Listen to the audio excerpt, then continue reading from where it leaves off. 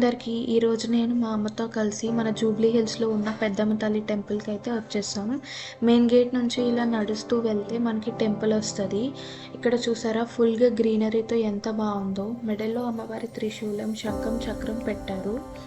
Temple బయట నుంచి చూస్తే ఆర్కిటెక్చర్ చాలా బ్యూటిఫుల్గా ఉంది.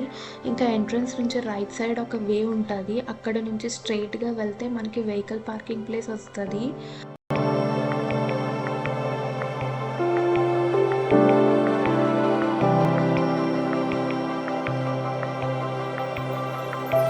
టూ వీలర్స్కి అయితే 10 రూపీస్ ఛార్జ్ చేస్తారు. ఇంకా 3 and 4 వీలర్స్కి అయితే 15 రూపీస్ ఛార్జ్ చేస్తారు.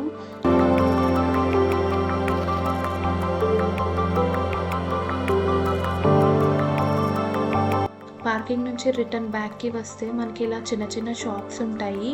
ఫ్లవర్స్, కోకోనట్స్, శారీస్, పసుపు, కుంకుమ, ఇలా పూజా ఐటమ్స్ అన్నీ సెల్ చేస్తున్నారు.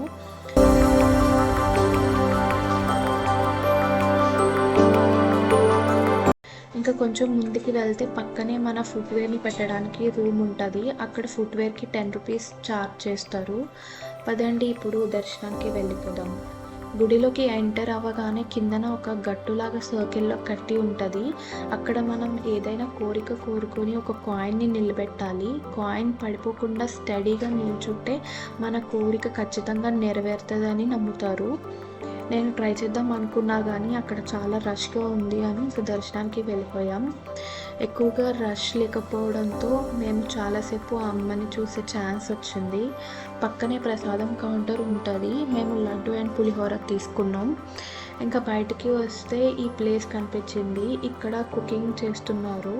ఎవరైతే ముక్కులు మొక్కుకుంటారో వాళ్ళందరూ ఇక్కడ ఫుడ్ కుక్ చేస్తారంట.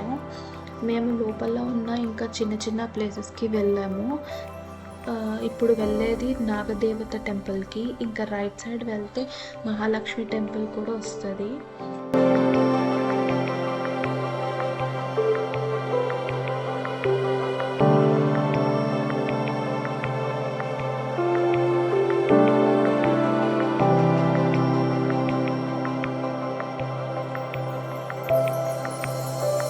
అన్ని దర్శనాలు అయిపోయాక మా ఫుట్వేర్ తీసుకొని కొంచెం ముందుకి వెళ్తే మాకు ఒక చిన్న గోశాల కనిపించింది.